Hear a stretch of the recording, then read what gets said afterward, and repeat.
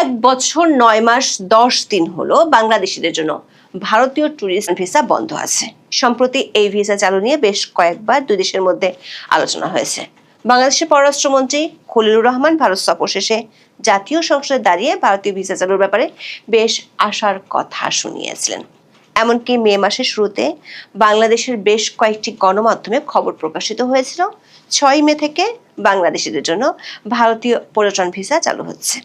বাস্তবতা হলো তারেক রহমান ক্ষমতায় আসার 3 মাস পরও এই ভিসা কার্যক্রম চালু করেনি ভারতীয় সরকার, যেখানে বাংলাদেশ সরকার ভারতীয়দের জন্য সব ধরনের ভিসা দিচ্ছে।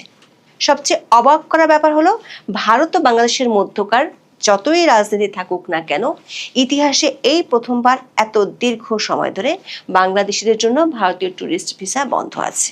সেটি না হয় ইউনূসের আমলে ভিন্ন বাস্তবতা শুরু হয়েছিল, কিন্তু তারেক রহমানের আমলের 3 মাসেও কেন চালু হচ্ছে না? কূটনৈতিক সূত্রগুলো বলছে এই ভিসা কার্যক্রম চালুর ক্ষেত্রে ভারত একটি বিশেষ শর্ত দিয়েছে, যেটি পূরণ হওয়ার প্রক্রিয়া শুরু হলেই ভারতীয় কর্তৃপক্ষ ভিসা চালুর ঘোষণা দিতে পারে। তবে সেটি এমন একটি শর্ত যেটি পূরণ করার ক্ষেত্রে আঞ্চলিক ভূ রাজনীতির আগ পিছ অনেক কিছুই ভাবতে হচ্ছে তারেক রহমানের বিএনপি সরকারকে। কূটনৈতিক সূত্রগুলো বলছে দুই দেশের মধ্যকার চালু থাকা পুরাতন একটি রীতি বা প্রেসিডেন্স অনুসরণের কথা বলেছে ভারত সরকার।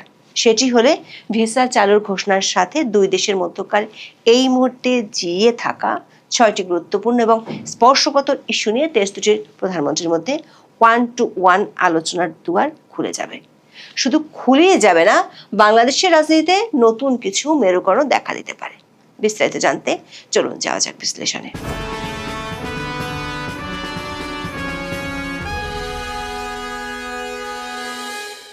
বাংলাদেশ পরিসংখ্যান ব্যুরো বা বিবিএস এবং ভারতীয় ইমিগ্রেশন বিভাগের তথ্য অনুযায়ী বাংলাদেশ থেকে বিদেশে যাওয়া মোট পর্যটকদের প্রায় 60%ই ভারতে যান। ভারতের পর্যটন মন্ত্রণালয় এবং ইমিগ্রেশন ব্যুরোর অফিসিয়াল পরিসংখ্যান অনুযায়ী 2023 সালে বাংলাদেশ থেকে 21,19,826 জন বাংলাদেশি ভারত ভ্রমণ করেছিল। সে বছর ভারতে যাওয়া মোট বিদেশি পর্যটকদের মধ্যে বাংলাদেশিদের সংখ্যাই ছিল সবচেয়ে বেশি, প্রায় 22.5%।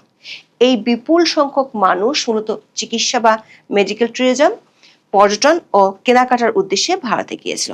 এমনকি 24 আগস্টে ভারতীয় ভিসা প্রক্রিয়া বড় ধরনের ধাক্কা খাওয়া সত্ত্বেও 17.5 লাখ বাংলাদেশি ওই বছর ভারতে গিয়েছিল। এই সংখ্যাটি মূলত 24 জুলাই পর্যন্ত, কারণ 24 5 আগস্ট শেখ হাসিনা সরকারের পতনের পর হঠাৎ করে বাংলাদেশে ভারত বিরোধী রাজনীতি মাথাচাড়া দিয়ে ওঠে।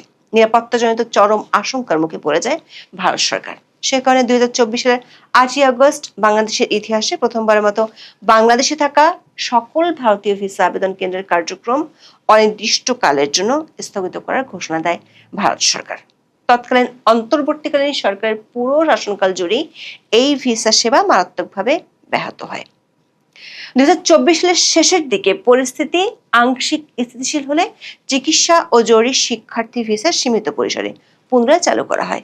তবে 24 আগস্টের আগে যেখানে দিনে 8,000 ভিসা ইস্যু করা হতো, সেটি 24 শেষের দিকে নেমে আসে 1,500-এ। দ্বিপাক্ষিক সম্পর্কের এই ভঙ্গুর অবস্থার মধ্যেই 2025 সালের নভেম্বর ও ডিসেম্বর মাসে নতুন করে সহিংসতা ও বিক্ষোভের আগুন ছড়িয়ে পড়েছিল বাংলাদেশে। বাংলাদেশের সংখ্যালঘু সম্প্রদায় নিরাপত্তা নিয়ে ভারতের ভেতরে তীব্র উদ্বেগ দেখা দিয়েছিল এবং দুই দেশের রাজনৈতিক দলগুলোর মধ্যে বাকযুদ্ধ শুরু হয়েছিল। এই চরম উত্তেজনার পারদ চূড়ান্ত সীমায় পৌঁছায় যখন বাংলাদেশে শরীফ ওসমান হাদির হত্যাকাণ্ডকে কেন্দ্র করে দেশ জুড়ে তীব্র ভারত বিরোধী রাজনীতি শুরু হয়। বিক্ষোভকারীরা ঢাকার ভারতীয় হাইকমিশন এবং চট্টগ্রামের ভারতীয় সহকারী হাইকমিশনের সীমানা প্রাচীর পর্যন্ত পৌঁছে বিক্ষোভ করে। নিরাপত্তা হুমকির অজুহাতে ভারতের পররাষ্ট্র মন্ত্রণালয় 2025 সালের 17 ডিসেম্বর ঢাকা ভিসা কেন্দ্র এবং 21 ডিসেম্বর চট্টগ্রামের প্রধান ভিসা কেন্দ্রটি অবরুদ্ধ ও অনির্দিষ্টকালের জন্য বন্ধ ঘোষণা করে।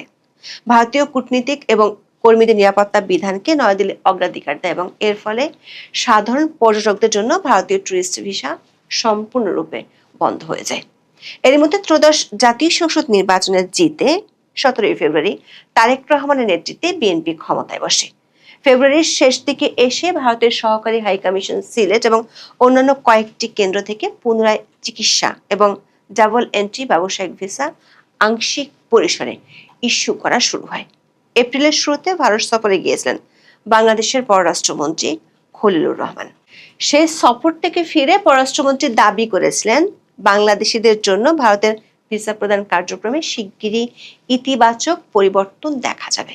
গত 28 এপ্রিল জাতীয় সংসদে কিশোরগঞ্জ 5 আসনের স্বতন্ত্র সংসদ সদস্য শেখ মুজিবুর রহমানের এক লিখিত প্রশ্নের জবাবে পররাষ্ট্রমন্ত্রী খলিলুর রহমান এই আশার কথা শুনিয়েছিলেন।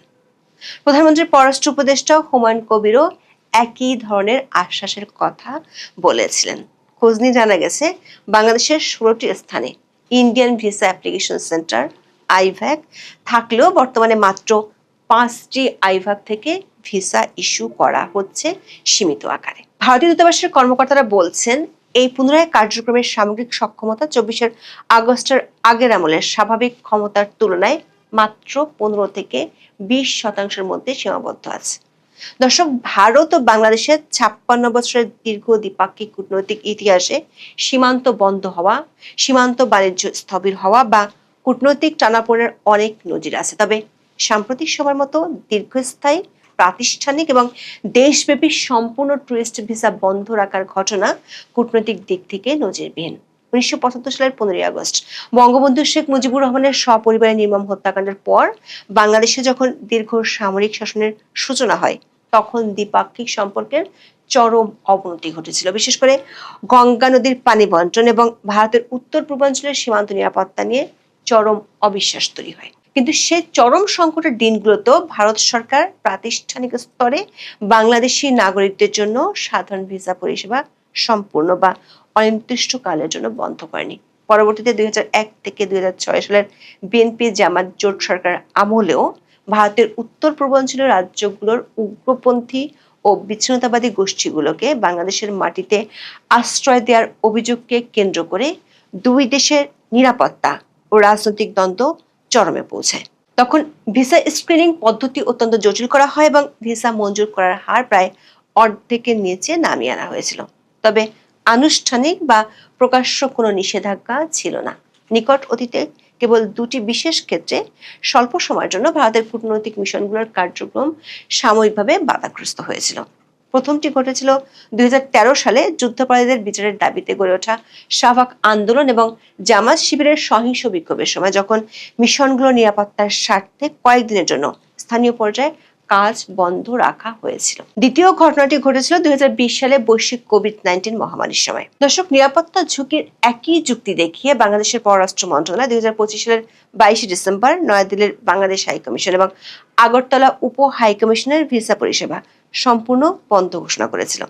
পরে 2026 সালের জানুয়ারির শুরুর দিকে এই কড়াকড়ি আরো সম্প্রসারিত করে কলকাতা, মুম্বাই এবং চেন্নাইয়ের উপ হাইকমিশনগুলোতেও ভারতীয় নাগরিকদের জন্য ট্যুরিস্ট ও অন্যান্য সাধারণ ক্যাটাগরির ভিসা পরিষেবা স্থগিত করা হয়। কেবল জরুরি ব্যবসায়িক ও কর্মসংস্থান ভিসা চালু রাখা হয়। তবে বিএনপি সরকার দায়িত্ব নেওয়ার মাত্র 3 দিনের মাথায় 20 ফেব্রুয়ারি ভারতে অবস্থিত তার সকল মিশন থেকে ভারতীয় নাগরিকদের জন্য সব ধরনের ভিসা, বিশেষ করে দীর্ঘ স্থগিত থাকা টুরিস্ট ভিসা দেওয়ার সিদ্ধান্ত পুনরায় কার্যকর করে। কিন্তু ভারত এখনো পর্যন্ত বাংলাদেশি নাগরিকদের জন্য টুরিস্ট ভিসা দেওয়ার নীতিতে কোনো শিথিলতা আনেনি।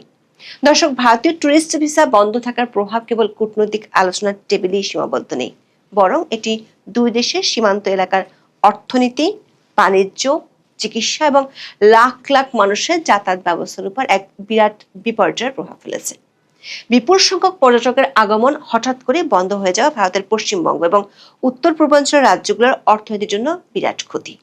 কলকাতার বিখ্যাত নিউ মার্কেট সংলগ্ন মার্কুইস স্ট্রিট, সাটার স্ট্রিট এবং ফ্রি স্কুল স্ট্রিট এলাকা, যা মূলত বাংলাদেশি পর্যটকদের কেন্দ্র করে গড়ে ওঠার কারণে মিনি বাংলাদেশ নামে পরিচিত ছিল। একই সাথে ভারতের চিকিৎসা, পর্যটন বা মেডিকেল ট্যুরিজম শিল্প এক অপূরণীয় ক্ষতি হয়েছে, কারণ ভারতের মোট চিকিৎসা পর্যটকদের 69%ই বাংলাদেশি নাগরিক। প্রশ্ন হলো, ভারতের এমন ক্ষতি সত্ত্বেও বাংলাদেশ ভারতীয় নাগরিকদের জন্য সব ধরনের ভিসা চালু করার পরও বাংলাদেশের পররাষ্ট্রমন্ত্রীর আশ্বাসের 1 মাস পার হয়ে গেলেও কেন বাংলাদেশিদের জন্য ভারতীয় টুরিস্ট ভিসা দেয়া পুনরায় এবং অন্যান্য ভিসা পুরোদমে চালু হচ্ছে না? কূটনৈতিক একাধিক সূত্রে জানা গেছে, একটি ইস্যু এখনো পর্যন্ত শুরু না হয় এই ভিসা কার্যক্রম পুরোদমে চালু হওয়ার বিষয়টি ঝুলে আছে। সেটি হলো বাংলাদেশের নতুন প্রধানমন্ত্রী তারেক রহমানের বিদেশ সফর। ভারত ও বাংলাদেশের কূটনৈতিক সম্পর্কের গভীরতা ও সংবেদনশীলতা পরিমাপের জন্য একটি অলিখিত কিন্তু অত্যন্ত শক্তিশালী ভূ রাজনৈতিক ঐতিহ্য দীর্ঘদিন ধরে চলে আসছে। সেটি হলো বাংলাদেশে গণতান্ত্রিক উপায় বা অন্য কোনোভাবে নতুন কোনো সরকার গঠিত হলে দেশের নতুন প্রধানমন্ত্রীর প্রথম আনুষ্ঠানিক দ্বিপাক্ষিক বিদেশ সফরটি নয়াদিল্লির মাধ্যমে শুরু হয়। বর্তমান বাস্তবতায় 2026 সালের 17 ফেব্রুয়ারি তারেক রহমানের নতুন সরকার দায়িত্ব নেয়ার দিনই ভারতের প্রধানমন্ত্রী নরেন্দ্র মোদী ওম বিড়লার মাধ্যমে একটি অভিনন্দন ও আনুষ্ঠানিক দিল্লি সফরের আমন্ত্রণ পত্র পাঠিয়েছিলেন।